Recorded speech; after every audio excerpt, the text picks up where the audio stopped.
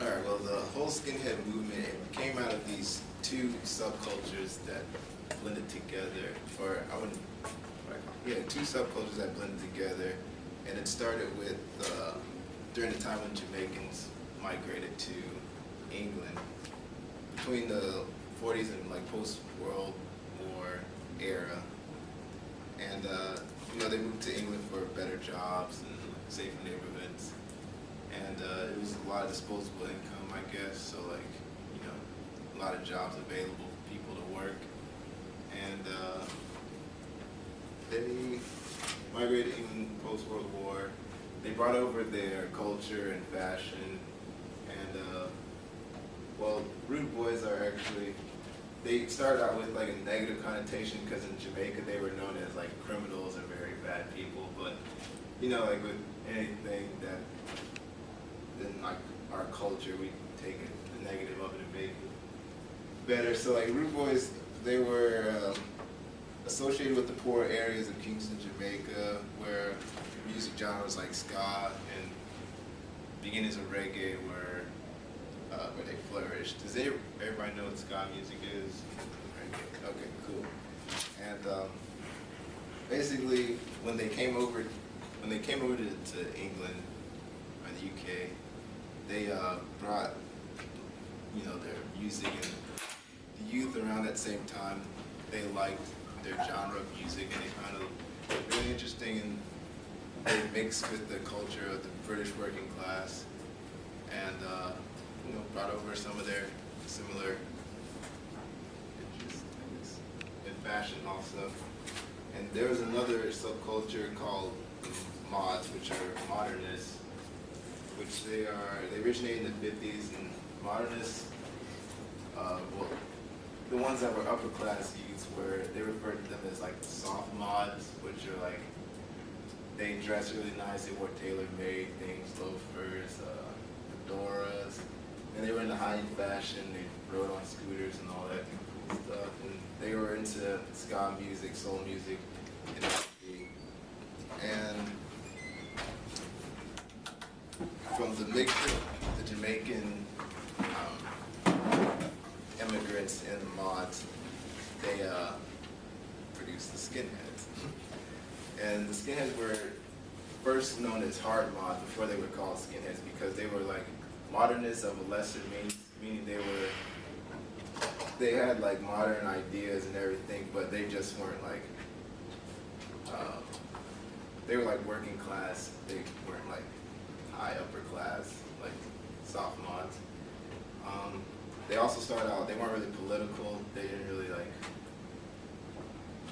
they weren't like having protests or anything about any situation. They were just working class people. They wore practical clothing, like a lot of, what are those shirts called? Sherman, I think? Is that what they call it? I don't know. They wore like a lot of practical clothes, nothing like really high end or whatnot. They had the girls wore Chelsea haircuts, and if you guys don't know what Chelsea haircut is, I can show you a picture. I have one on here, right there. The girl to the far right, or far left, has a Chelsea haircut. They wore short hair. They were multiracial and multisexual. Like, it wasn't just all white males who were skinheads.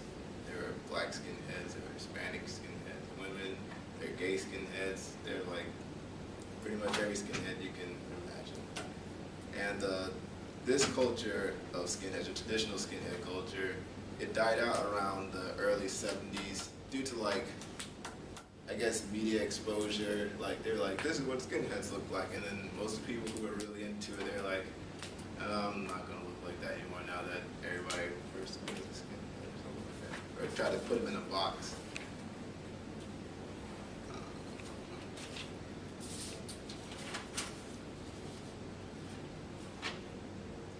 So during the late 70s, there was a revival of the skinheads because of this political party called the National Front. They were a right-wing political group who were gaining popularity in the 70s. They were against immigration, homosexuality. They also like not liked by the general public. They're disliked. They were against the flow of immigration. They usually bullied immigrants a lot too, and they recruited the young to basically bully South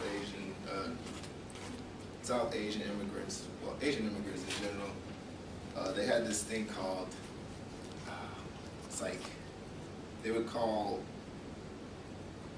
Muslims, like of any background, they would call them like all Pakis, Pakistanis, or they were just really against Asian immigrants at that time. I think a lot of it had to do with the economy was dwindling at this point, and so a lot of immigrants who came in were taking jobs that working class that were there weren't able to get or weren't taking themselves. So basically they were really against Asian immigrants. And here, I want to show you this clip.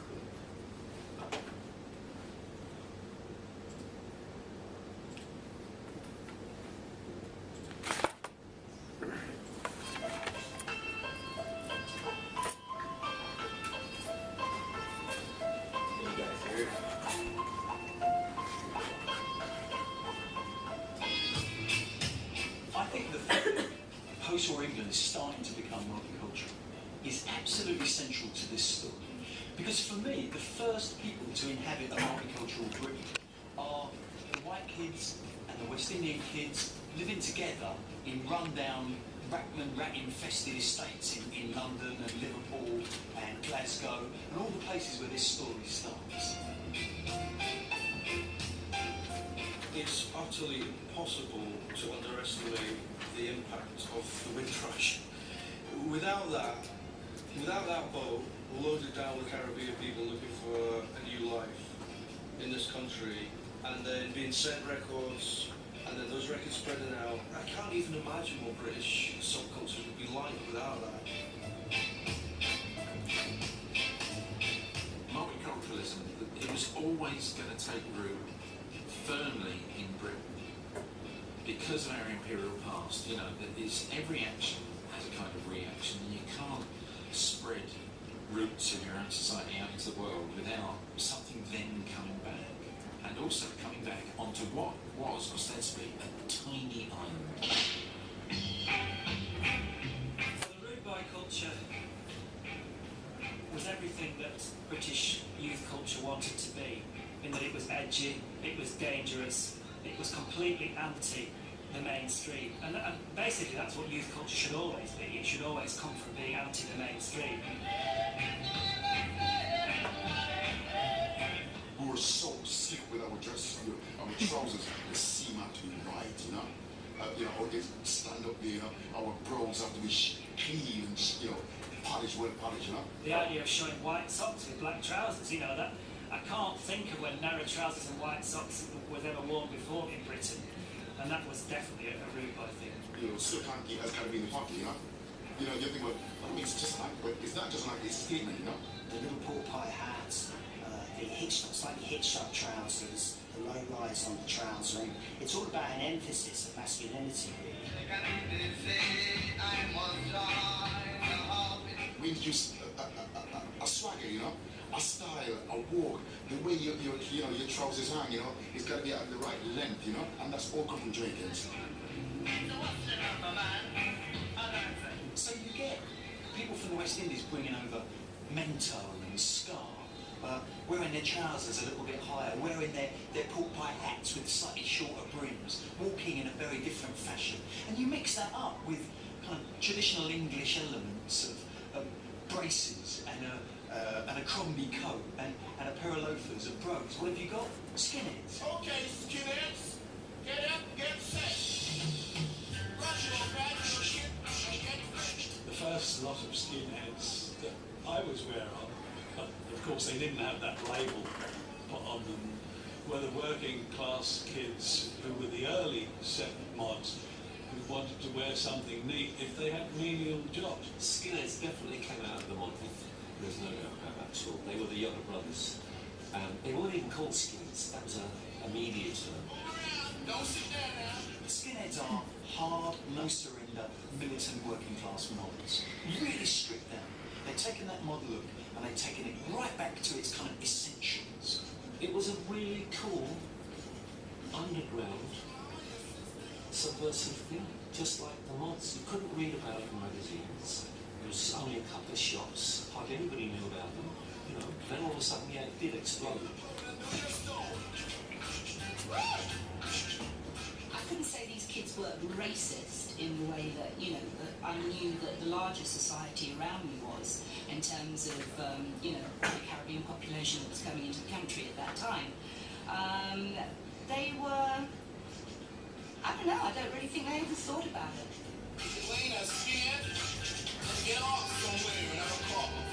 The skinheads I knew, circa 68, 69, 70, they weren't racist. I never experienced any racism. I can honestly, hand on heart, say. They were quite happy in the little subculture that they had and the way that they dressed. They knew they were cool. That was always my thing. Skinheads were 10 times cooler than the little hippie contingent. It's a style and a musical thing and to me that's what brought black and white together.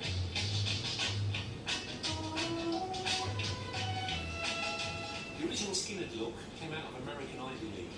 There's no doubt about that whatsoever. You know, the haircut with the slightly pointed, high-parted, button-down shirts, waisted jackets. Those guys had their hair cut short because they dubbed the way astronauts had those buzz cuts.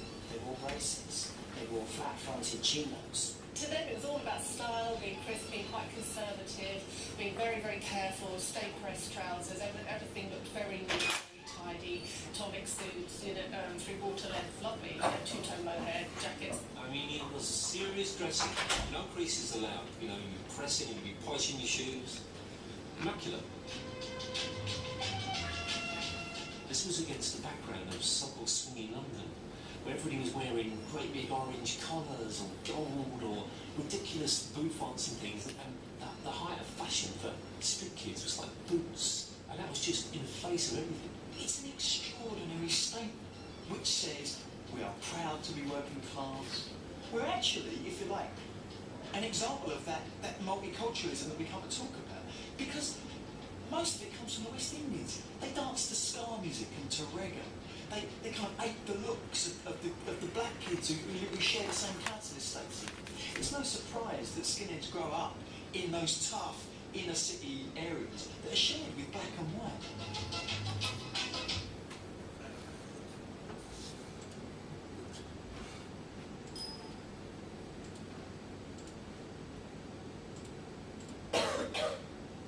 So, once like the skinhead subculture died out, they had like I said, a revival in the late 70s because of the National Front, and this is actually what gave way to what we know now as like neo-Nazis, what are mostly the skinheads that everybody knows pretty much. Everybody knows the white power skinheads.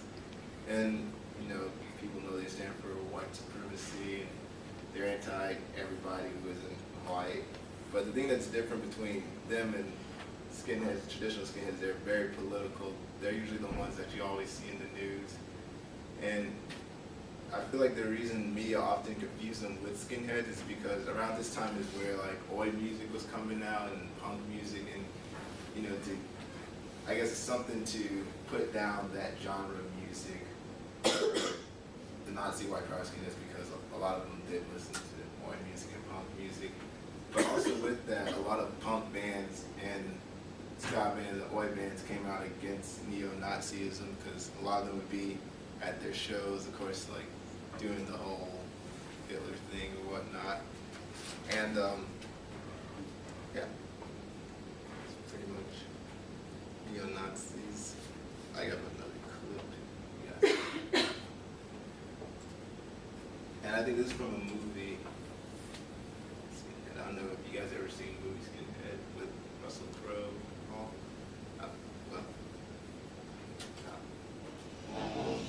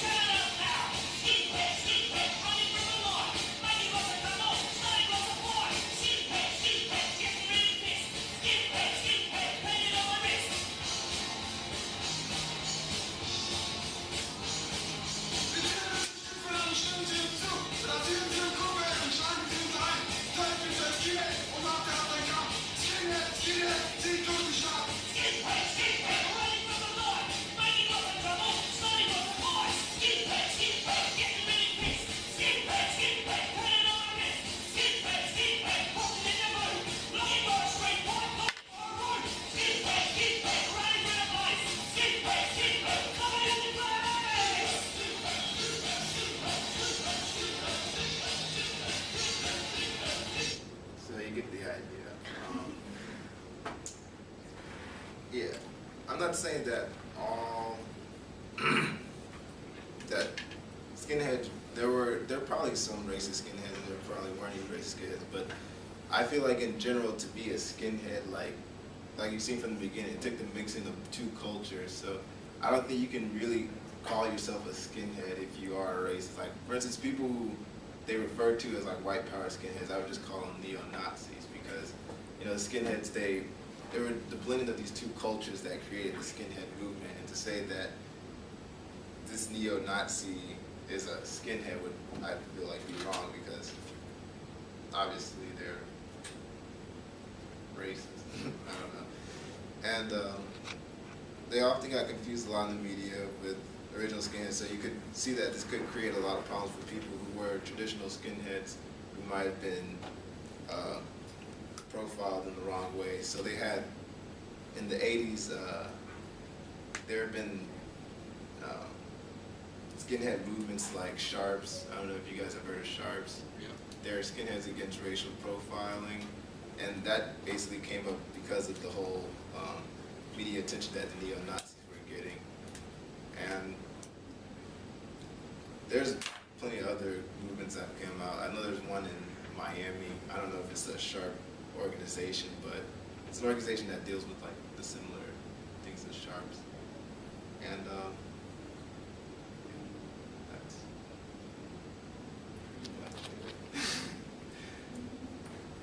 store or something like that. And a lot of like neo-Nazis have that's like one thing that was prominent in UK at that time. They were bullying immigrants, you know, destroying immigrant stores or beating up immigrants. I don't know if you guys have ever seen the movie This Is England, maybe? It's like a good example of like what the skinhead movement was turning into, or the turning point of like when it became like more racist and neo-Nazi and all that. But yeah, I would say there's not a proper representation. Did we ever have in the United States the original skinhead movement? Because I only know about the neo-Nazis. Well, that's what I would say the Sharps came out to do. Like the Sharps, I think, started in California or San Francisco. I think, I'm not positive, but I think that's like the reason they came out against the neo-Nazis, because they were getting like a lot of media attention in the 80s and end of the 70s. And like, for instance, for an easy way to tell the difference is traditional skinheads, they call it like, their like climax point was called the Spirit of '69, and for like neo-Nazis, it's the Spirit of '88.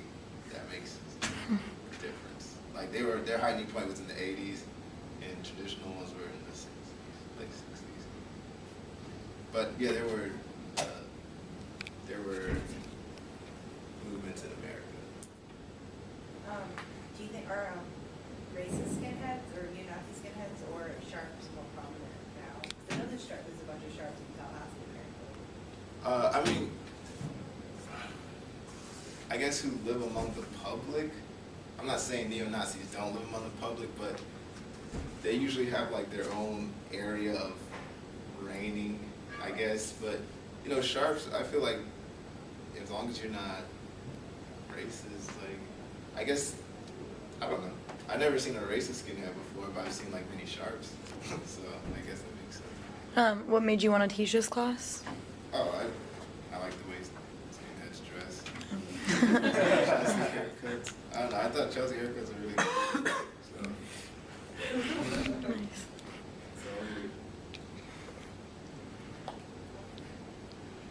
I have a friend that's a skinhead too, if that helps.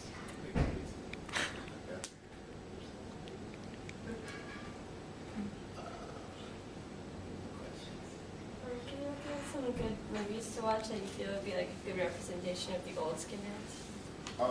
I would say like This Is England is a good one. The thing is, like, most of the movies that I've seen about like old skinheads, it always have like a turning point of when it's gone like bad or whatever. So like there's another movie that's in, I think it's a French movie, I can look it up, but it's about skinheads and it's in French, so I mean, just gotta read subtitles. I think it's called Skins, know, so like they were called skinheads in the media. So like, and after they were called skinheads in the media, they just kind of like,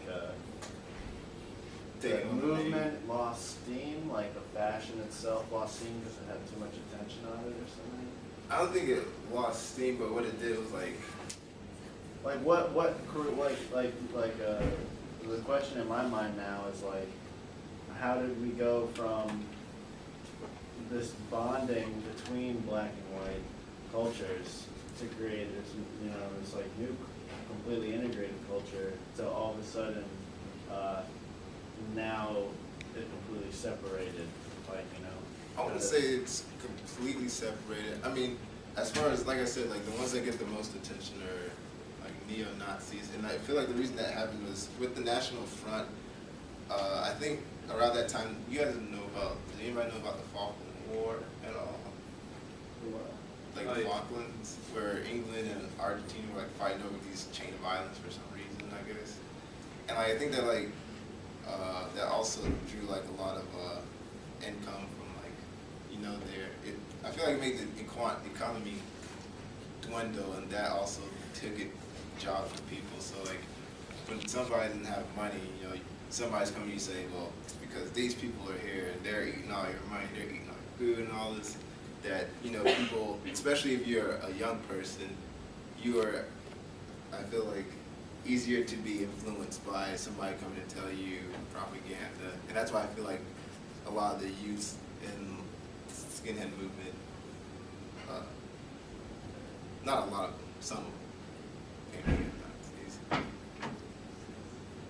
What I think that might have happened was that, like, you did say like skinheads were working class. Yeah. I do like know like a lot of neo-Nazis at the time were working class. So they might have like emulated like how each other dressed, and the media could have easily gotten like confused. Yeah, and started calling them skinheads. Yeah, I mean, like, it is a hard look, like, you know, somebody walking around with shaved hair or Doc Martens, like, you think they're a criminal or whatever. So I feel like they probably also, like you said, adopt that look to be intimidating to foreigners or intimidating to police officers or whoever. You know, I don't know if that answer your question at all.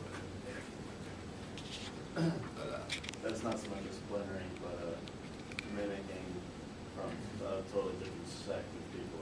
You know? Yeah. And like, if you ask like, I mean, I've never personally asked a neo-Nazi, but I'm pretty sure they're gonna think they're a skinhead, you know? Like, they're not really gonna see it as any different. They're gonna think traditional skinheads are not skinheads, you know? It's just whichever side, I guess.